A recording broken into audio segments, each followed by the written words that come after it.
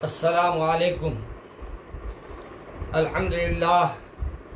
अल्हम्दुलिल्लाहि नहमदुहु व नस्तईनुहु व नस्तगफिरुहु व नु'मिनु बिही व नतवक्कलु अलैहि व नऊज़ु बिल्लाहि मिनश शैतानिर रजीम। बिस्मिल्लाहिर रहमानिर रहीम।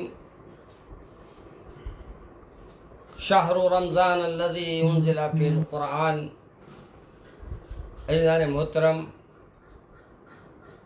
कल के ख़िताब में अगरचे के रमज़ान के सिलसिले में मैंने गुफ्तगू शुरू की थी और बातें और कुछ वाक़यात ऐसे आ गए कि आपको कुछ नसीहत होना, इसलिए वो उन वाक़यात को मैंने दोहरा दिया। हकीकत ये है कि जब तक कि आप इन वाक़यात पर गौर न करें उस वक्त तक हम उसकी बात को समझ नहीं सकते। और मेरा ये ख्याल है कि वाक़यात से ज़्यादा आपको नसीहतें भी मिलती है और अल्लाह पर तवक्कल भी हमको होता है। और हमारे इस मुबारक महीने में हमारे को जो हुक्म दिया गया है इसमें भी हमको खिताब यही हुआ कि ईमान वालों, ए ईमान वालों, यानी ख़ास खिताब है, ये आम खिताब नहीं है। आपको और मुझे अल्लाह ने मुखातिब किया है और अल्लाह मुखातिब कर रहा है तो बंदे का भी काम ये है कि बंदा बड़ी आजिज़ी के साथ, इनकिसारी के साथ अल्लाह के सामने उस बयान को जो अल्लाह ने किया है उसको बड़े एहतराम के साथ उसको कबूल करे और उस पर अमल करने की कोशिश करे। अगर हम बगावत कर रहे हैं तो ये अल्लाह से डरने का वक्त है। अज़ा हो रही है, घर में भी नमाज नहीं पढ़ रहे हैं तो ये समझ लीजिए कि अल्लाह से डरने का वक्त है। आप डरिए। जब तक आप डरेंगे नहीं उस वक्त तक आप वो अमल नहीं कर पाएंगे। और आपको पैदा इसलिए नहीं किया गया कि आप दुनिया के चीज़ों में उलझे हुए रहे, बंगलों में रहे, महलों को महला बनाने में रहे, ऐशो आराम की ज़िंदगी गुजारने में रहे, बल्कि आपको पैदा किया गया तो उसका मतलब यही है, मकसद यही है कि आप अल्लाह की इताअत करें।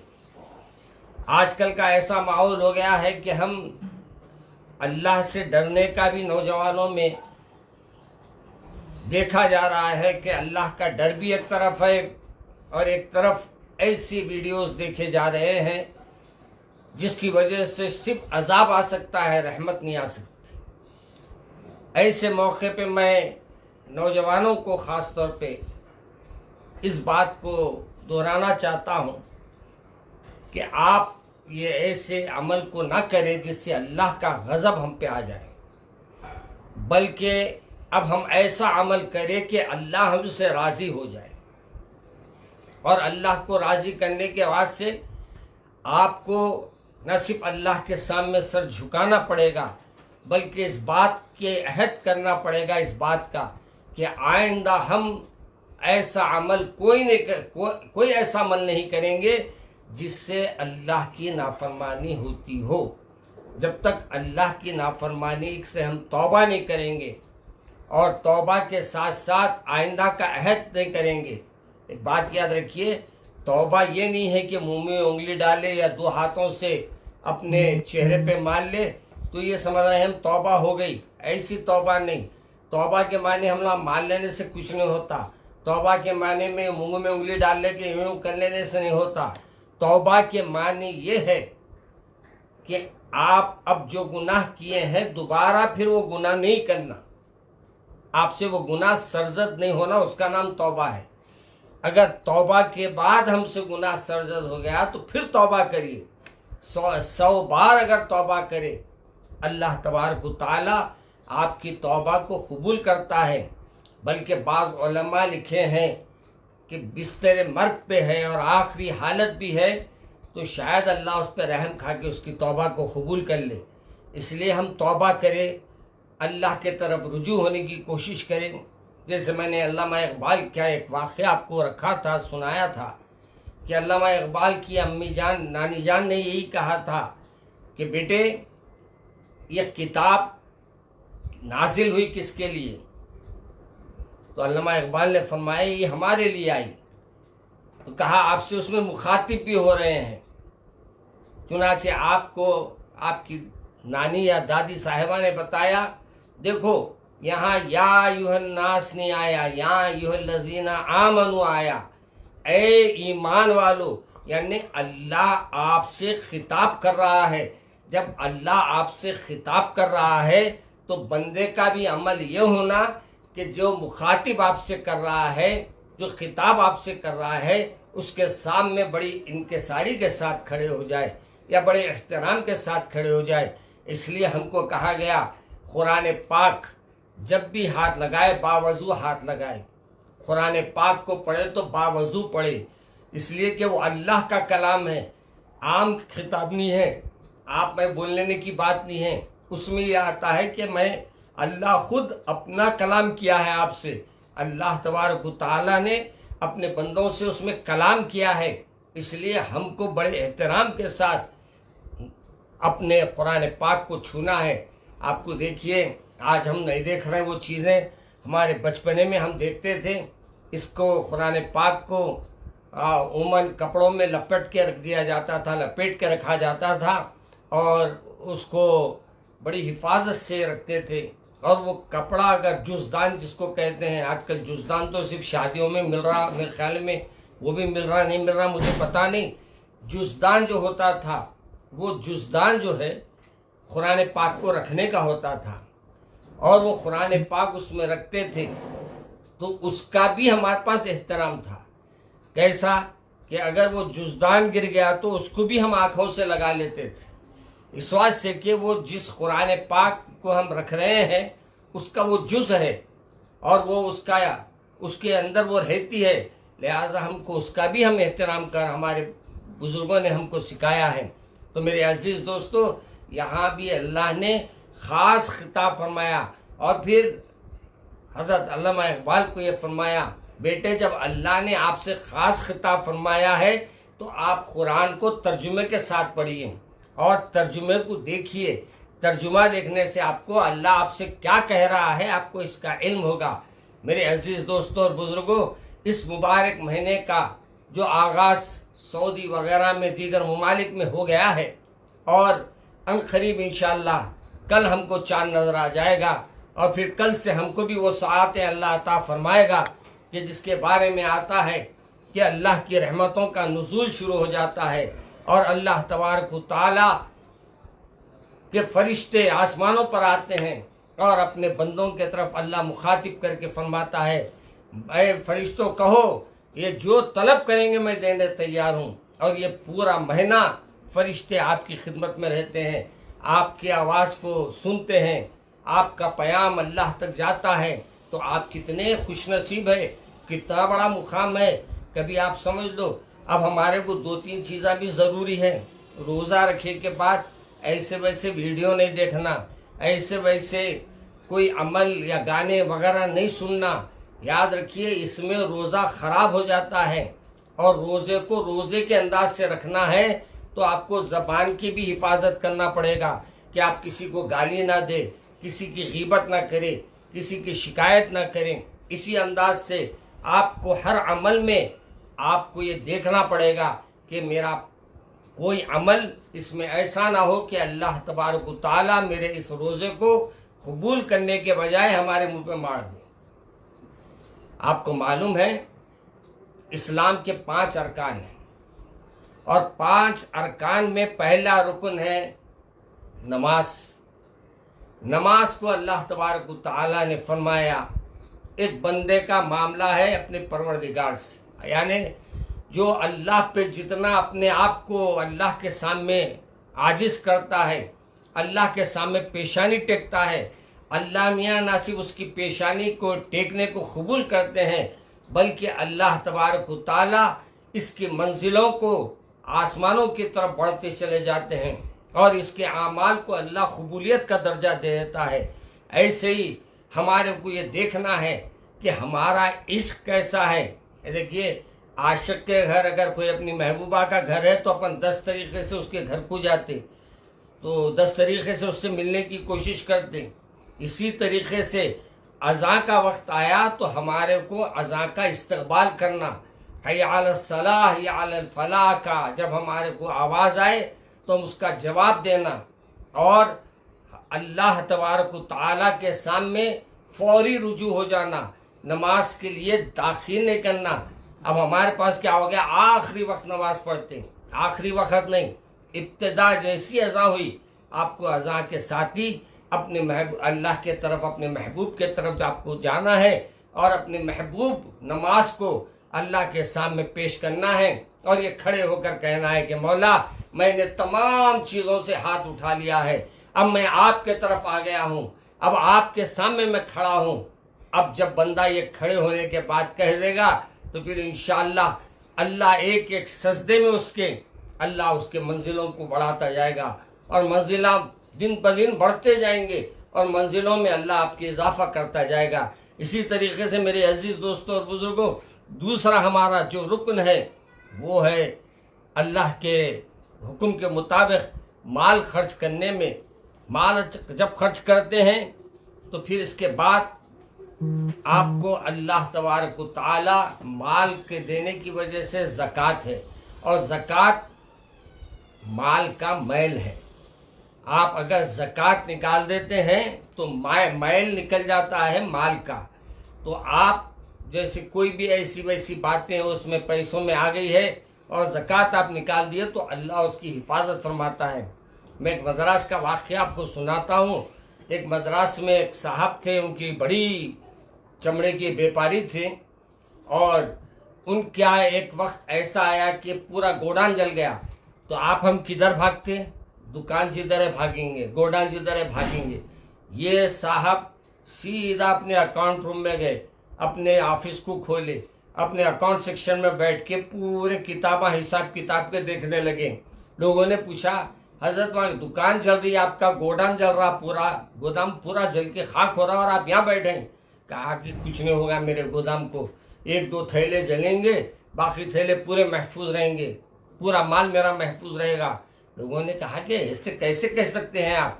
कहा कि मैं पूरे अकाउंट्स देख लिया हूँ, एक एक पाई का मैंने हिसाब कर लिया है और एक एक पाई के हिसाब से मैंने तमाम की ज़कात दी है। हाँ, गफलत में कुछ 1 थैले 2 थैले के सामान के, एक लादी का जो भी उनका हिसाब था उस लिहाज से मैंने ज़कात उसकी नहीं निकाली। तो मुझे इतना यकीन है कि मेरा अल्लाह मेरे माल का उतना ही नुकसान करेगा, बाकी इंशाअल्लाह पूरे माल की अल्लाह हिफाजत करेगा।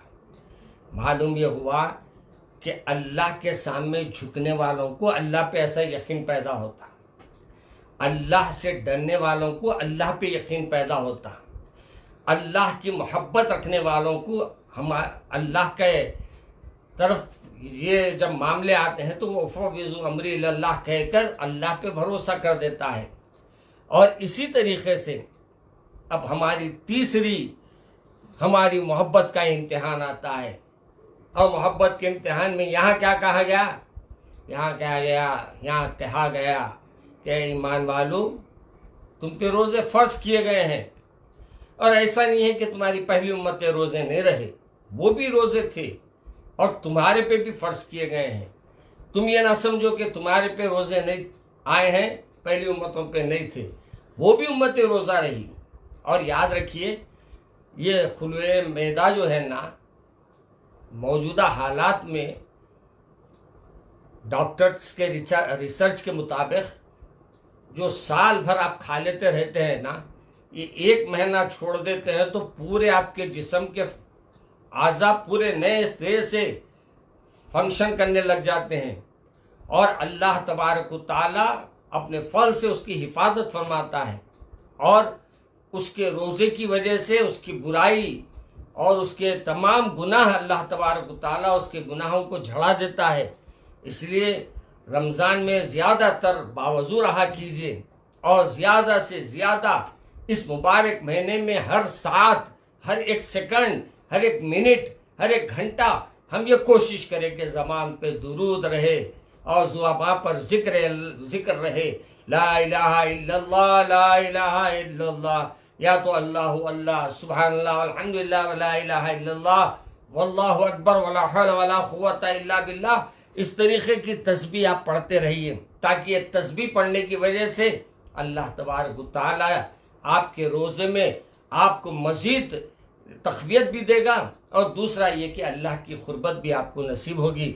और फिर ये भी है कि हमारे पास के तीन ये जो चीज़ को रोज़े के बारे में हमारा ये रहता है कि रोज़े में इफ्तार करना भी, सहरी करना भी ज़रूरी है। याद रखिए, बग़ैर सहरी के रोज़ा नहीं रहना। 2 निवाले सही उठ के खाना और सो जाना। ये दिनों में बड़ी आजमाइश तो घर वालों की रहती है। इधर उठा के जाते, फिर जाके पका के आए तक फिर सो जाते हजरत, और वो बेचारी इधर से उधर फिरते रहती। अब कभी मियाँ को उठा रही, कभी बच्चों को उठा रही, कभी किसी को उठा रही, और ये हजरत मौसूफ जो है रात तमाम गप्पाबाजी करते रहे महलों में, और उसके बाद आके हम सोने लगे। मेरे अजीज दोस्तों, वक्त पे सोया कीजिए, वक्त पे उठा कीजिए। सुबह में सहरी के वास्ते उठना ज़रूरी है, तो रात में ज़रा सो जाइए। अगर नहीं, अब तो माशाल्लाह फ्री है, आप कहीं जाना है ना आना है, तो रात तमाम अल्लाह का जिक्र करते बैठिए, मगर मोबाइल पे जिक्र मत कीजिए, उंगलियां चलाते हुए, मैसेज देते हुए। ये जिक्र नको, आपका जिक्र ऐसा करो जिससे अल्लाह आपके तरफ रागिब हो जाए और कहे कि देखो मेरा बंदा मेरे को पुकार रहा, मेरा बंदा मेरी किताब पढ़ रहा, मेरा बंदा मेरे इताअत में बैठा हुआ है, 2 जानू बैठा हुआ है, देखो इन्हें सिजदा कर रहा है, देखो इन्हें मेरी तिलावत कर रहा है कुरान की। एक एक अमल आपका फरिश्ते लेकर जाएंगे, और फरिश्ते उस वक़्त जब आपके कोई अमल काम नहीं आएंगे, शायद अल्लाह तबारक व तआला हमको नए रास्ते से जन्नत में दाखिल करने का मामला फरमा देगा। और वो क्या मामला रहेगा ना आप जानते ना मैं जानता। हम आज बड़े, मेरे अल्लाह के रसूल ने फरमाया था, सबसे बड़ा मुफलिस कौन है? साहबा ने कहा कि भाई उन्हें है जो नहीं देता, बड़ा वो खैरात नहीं करता, सबसे बड़ा मुफलिस वो है। अल्लाह के रसूल ने फरमाया नहीं, सबसे बड़ा मुफलिस तो वो है कि रोज़े क़यामत वो जाएगा, बड़े नेकियों के अंबार लेकर जाएगा, खूब नेकियां लेकर जाएगा, लेकिन वहाँ जाने के बाद इसकी ग़ीबतें, इसकी शिकायतें, अल्लाह के तरफ से मिली हुई नेमतों का भी नाशुक्री करना, अल्लाह के तरफ से मिली हुई ज़िंदगी का भी नाशुक्री करना, अल्लाह के तरफ से दिए हुए चीज़ों का भी हम नाशुक्री करते हैं। अरे घर दिया, घर के अंदर आराम से रहने की जगह दी, बाहर निकलो। आज हमारे कई भाई फुटपाथों पे आराम कर रहे हैं क्योंकि ट्रेनें बंद हैं, और ट्रेनों की वजह से वो अपने घरों को जाना चाहते हैं। और खाने का मामला जहाँ तक है, होटल बंद है मगर बेचारे बैठे हुए हैं, अल्लाह उनके रिज़्क़ का इंतज़ाम फरमा देता है, और फिर एक एक गिलास पानी उनके लिए बड़ा मुश्किल हो रहा है। मेरे अजीज़ दोस्तों, इस बीमारी ने तो सभी को जकड़ के रख दिया है, मगर हमारी दिली और हमारे दिल को और हमारे नफ्स को हम मारना नहीं चाह रहे। हमको ऐसी चीज़ें अल्लाह दिखा रहा है ताकि हम तौबा कर ले, अल्लाह के तरफ रुजू हो जाए, अपने आप को अल्लाह का शुक्रगुजार बंदा बनाए, अल्लाह के सामने गिड़गिड़ाए, अल्लाह के सामने अर्ज़ करे, मौला तू घर भी दिया, माँ बाप भी दिया, भाई भी दिया, बल्कि औलाद भी दिया, सब कुछ दिया है मौला, कमी नहीं मेरे मालिक, तेरे खजाने में लगी ना देर किसी को मुराद पाने में। अरे मेरे मौला का मामला तो ऐसा है कि बंदा जो जो मांगता है अल्लाह उसको इनायत करते रहता है। मेरे अजीज़ दोस्तों, अपने वक्त को बर्बाद मत करो, और ये बात जहन में रख लो कि लॉकडाउन के मौक़ों पर नमाज को मस्जिद में जाना नहीं है, अपने घरों में ही नमाज पढ़ना है। और याद रखिए ये भी बात कि अपने टेरिस पे अपने को 10 लोगों को महल्ले के जमा करके, 4 लोगों को जमा करके भी आप नमाजें मत अदा कीजिए। नमाजें आप अदा करेंगे और कुछ भी ऐसी बात होगी, फिर हमारा चैनल तो माशाल्लाह हमारे तरफ ही फोकस किए हुए रहते वो लोग, मुसलमानों की गलतियों को बताना। अल्लाह इनके क्या बोलूँ, मैं बद्दुआ भी नहीं दे सकता। अल्लाह खैर का मामला फरमाए हमारे लिए, उनके लिए मैं कोई दुआ नहीं देता हूँ। याद रखो, आज मुसलमानों को जितना जलील और रुस्वा कर रहे हैं, इंशाअल्लाह अल्लाह इन चैनल वालों को भी उतना ही रुस्वा करेगा और इतनी ही जिल्लत देगा। मेरे अजीज दोस्तों, इंशाअल्लाह आप देखेंगे अल्लाह इस बीमारी से हिफाजत भी करेगा, तो आपके सजदों की वजह से करेगा। इंशाअल्लाह आपके रोजों में रहकर आप दुआ करेंगे, इंशाअल्लाह ये वायरस भी हमारे सर से इंशाअल्लाह चला जाएगा। हम नाउमीद नहीं है, और वो लोग नाउमीद होते जिसको अल्लाह पे यकीन नहीं है। हमको 100 बार अगर कहेंगे, हम बोलेंगे हम अल्लाह के पर यकीन रखते हैं, अल्लाह ही हमारी मदद करने वाला है, अल्लाह ही हमारी इस सेहत देने वाला है, अल्लाह ही हमारे इस बीमारी से हम सबको हिफाजत भी करेगा और हम सब के लिए खैर के फैसले भी फरमाएगा। मेरे अजीज दोस्तों, परेशानी की जरूरत नहीं। भोंकने वाले कुत्ते भोंकते रहते, हमको भोंकने वालों के तरफ वो चैनल देखने ही छोड़ दो जिसमें अपने को सिर्फ कुत्ते भोंकने की आवाज़ आते हैं और ऐसा अड़लाते हैं, अल्लाह उनकी आवाज़ों में भी, अब क्या बोलूँ, मैं खामोश हो जाता हूँ। तो मेरे अजीज दोस्तों, आज एक बात मुझे अच्छी दिखी और वो बात आपके सामने रखता हूँ। आज हमारे कमिश्नर साहब की तकरीर मेरे को एक हमारे किसी साथी ने, मुलाकाती ने भेजी और कमिश्नर साहब ने अपने मातहतीन को बड़े अच्छे अंदाज से खिताब किया और उनको कहा कि गुरबा के साथ और मसाकिन के साथ और जो परेशान हाल रोड पे निकल जाते हैं उनके साथ नरमी करने के बारे में उन्होंने बहुत अच्छी बात कही। मैं तमाम पुलिस ओहदेदार जिस वक्त वाकई ड्यूटी कर रहे हैं, उनका हक है, अपने घरों को छोड़ के वो आपकी हिफाजत के लिए ठहरे हैं। अब आपका भी काम यह है उनको तकलीफ होने ना दे और अपनी कोशिश करे कि अपने महल्ले में कुछ लोग बैठे हैं, अपने घर से चाय उनके तक पहुंचाइए और उनके अगर उनको पानी वगैरह की ज़रूरत है तो पानी पहुंचाइए, मगर कोई उम्मीद से नहीं, अल्लाह के लिए करना है आपको। और इनकी जो तकलीफ़ें हैं वो भी समझिए, वो भी आपको सेफ रखने के लिए रात तमाम अपने को, दिन तमाम अपने को लगाए हुए हैं। ऐसे मौके पर हमारे रसूल अकरम सल्लल्लाहु अलैहि वसल्लम अपने फरमाया कि अपने पड़ोसियों का भी ख्याल रखो, अपने साथियों का भी ख्याल रखो।